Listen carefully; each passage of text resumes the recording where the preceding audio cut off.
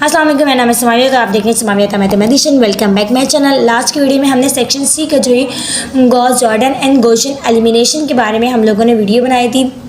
इस वीडियो में जो है वो हम सेक्शन बी के वापस आएंगे, क्योंकि पार्ट 1 तो इसका सॉल्व हो चुका था, क्वेश्चन नंबर 2 के सारे पार्ट्स। अब क्वेश्चन नंबर 3 पे आते हैं, जो में sequence and series, probability, mathematical induction and binomial theorem, ये सारे क्वेश्चन हैं आपके पास। ये सारे 5 पार्ट हैं। अब इसके ना आपके पास जो पार्ट नंबर 1 है, if the pth term of an H P is Q के बराबर है and the qth term is p के बराबर है। प्रूफ करना है आपने p प्लस qth टर्म जो है वो p q divided by p plus q के बराबर आएगी। तो कैसे आएगी ये हमने प्रूफ करना है। आपको पता होना चाहिए कि A P, G P, H P, A M, इन सब के फार्मूलाज क्या हैं, इन सब का इंट्रो क्या है कि ए किसके बराबर होता है, डी किसके बराबर होता है, first term, second term, last term किसके बराबर होती है, टीथ टर्म, पीथ टर्म, इन सब के बारे में आपको पता होना चाहिए, क्योंकि इसका इंट्रो जो है वो बहुत ज़्यादा इंपॉर्टेंट है। और इसके अलावा बेसिक इसकी जो कॉन्सेप्ट क्लियर आपके होने चाहिए और फार्मूलाज आपका बिल्कुल आपको रटे हुए होने चाहिए, क्योंकि ए पी, जी पी और एच पी के फार्मूलाज बहुत ज़रूरी हैं। अगर आपको फार्मूले आएंगे तो क्वेश्चन सॉल्व करना कोई मुश्किल बात नहीं है। और यही है कि हमें कमांड जो है वो फार्मूलाज पे रखनी है, क्योंकि बाकायदा सवाल में दिया हुआ होता है A P, H P, A M, G P सब लिखे हुए होते हैं। आपको सिर्फ जस्ट उसके फार्मूले याद होने चाहिए। हम सवाल सॉल्व करेंगे और फिर पता चलेगा हमें किस तरह सॉल्व होगा। ओके, चलें वीडियो शुरू करते हैं और देखते हैं सवाल हमारे पास जो लिखा हुआ है, द पीथ टर्म ऑफन, जो हमारे पास एच पी की पीथ टर्म है वो हमें क्यू के बराबर दी हुई है। अगर एच पी की क्यू के बराबर दी हुई है तो हम यहाँ लिख सकते हैं then pth term of an A P. A P के अंदर उसका इन्वर्स हो जाएगा, 1/q बन जाएगी। सिमिलरली क्यू के लिए हम जब करेंगे क्यूथ टर्म के लिए, तो यहाँ पे हो जाएगा the qth term of an H P हमारे पास बराबर हो जाएगा, यहाँ पे हमारे पास दिया हुआ है पी के बराबर। और जब इसको हम करेंगे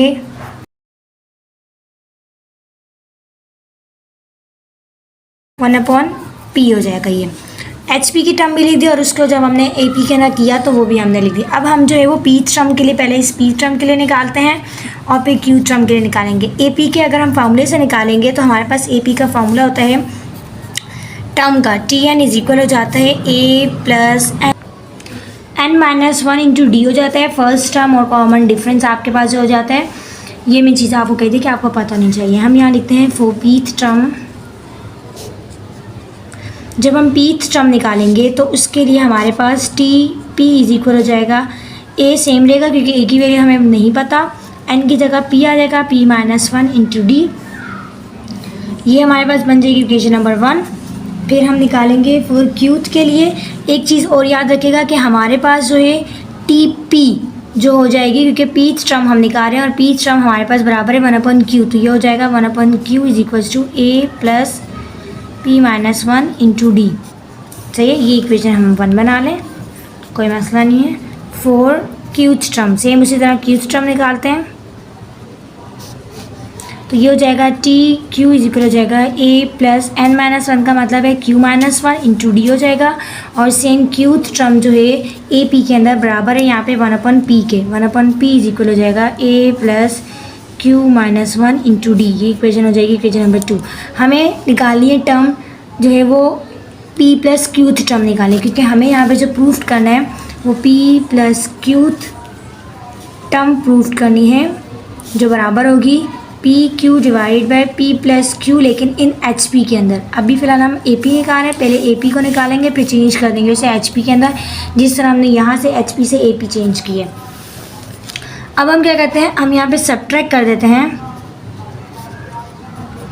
इक्वेशन नंबर 1 को और इक्वेशन नंबर 2 को। तो इक्वेशन नंबर 1 हमारे पास जो आ जाएगी 1/q is equals to A plus P minus 1 into d, और इक्वेशन नंबर 2 हमारे पास जो आ जाएगी 1/p इज इक्वल हो जाएगा a plus q minus 1 into d. Sign change हो जाएंगे, प्लस हो तो माइनस, प्लस हो तो माइनस।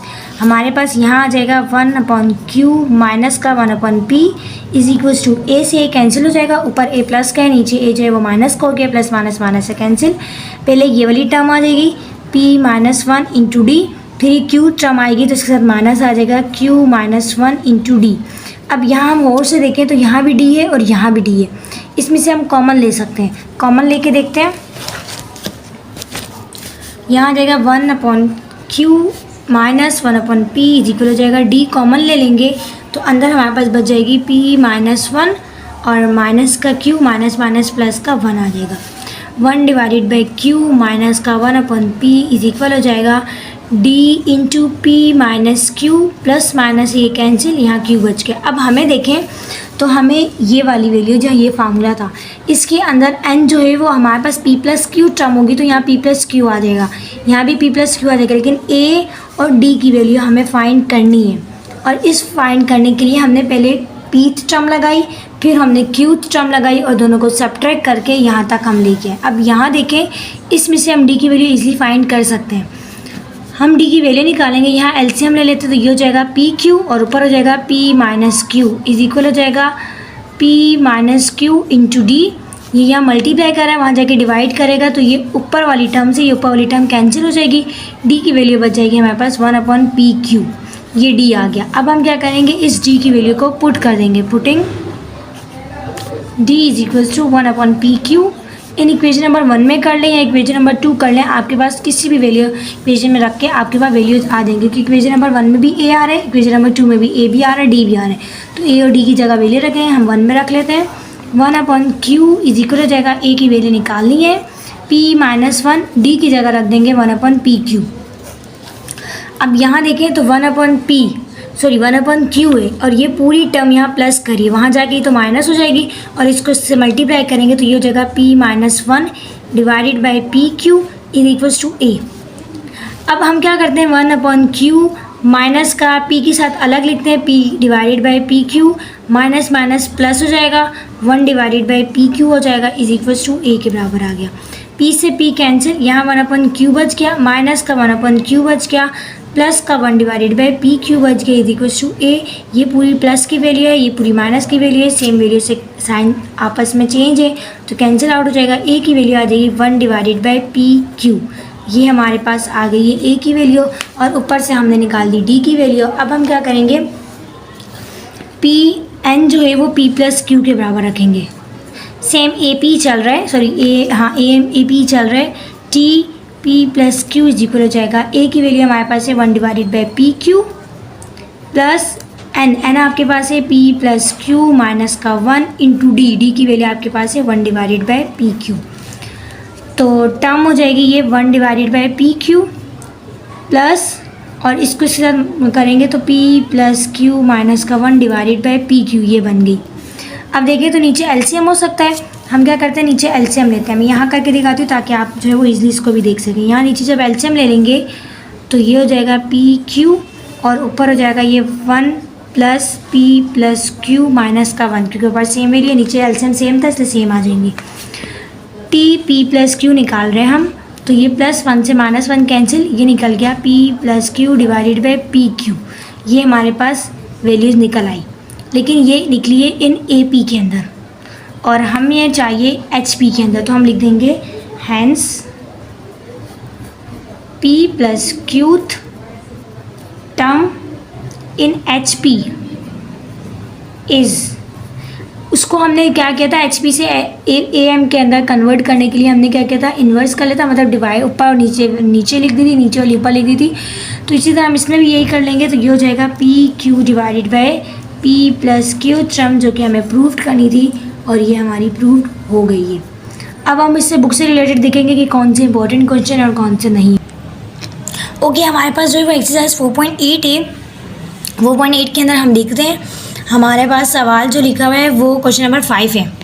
5 हमारे पास है the pth term of an H P is q और qth term of H P is p के बराबर है। प्रूफ दैट करना है p plus q term is p q divided by p plus q. ये भी अभी हमने एक्सरसाइज सॉल्व की है, मतलब ये सवाल हमने सॉल्व किया है अकॉर्डिंग टू मॉडल पेपर के। तो ये बहुत ईजी सवाल है, ना मुश्किल सवाल नहीं है।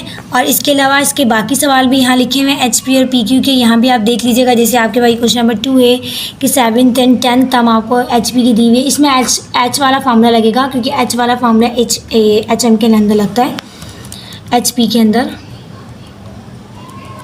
देखो पर आपके पास जो है वो एग्जाम्पल्स दी हुई है बाकायदा, और एग्जांपल्स में आपको जो है वो ईजिली फाइंड हो जाएगा। ये रहा Tn का फार्मूला भी, इसमें थोड़ा चेंजिंग होती है। A b divided by b plus n minus y into a minus b होगा। आपने फार्मूले याद किए होंगे। ये फार्मूले, इसके कुछ फार्मूले आपको याद करने पड़ेंगे और इजीली आप सवाल सॉल्व कर सकेंगे। अभी तो हमने 4.8 का जो है वो एक सवाल सॉल्व कर लिया है, बाकी आप कोशिश कीजिएगा कि हो जाए, और अगर नहीं हुआ तो फिर आप बता दीजिएगा, वो भी बना लेंगे साथ में वीडियो और साथ में कर लेंगे। और चैनल के साथ रहिएगा और प्लीज़ वीडियो अच्छी लगी तो लाइक भी कीजिएगा और शेयर भी कीजिएगा और चैनल को लाजमी सब्सक्राइब कीजिएगा। Thank you so much.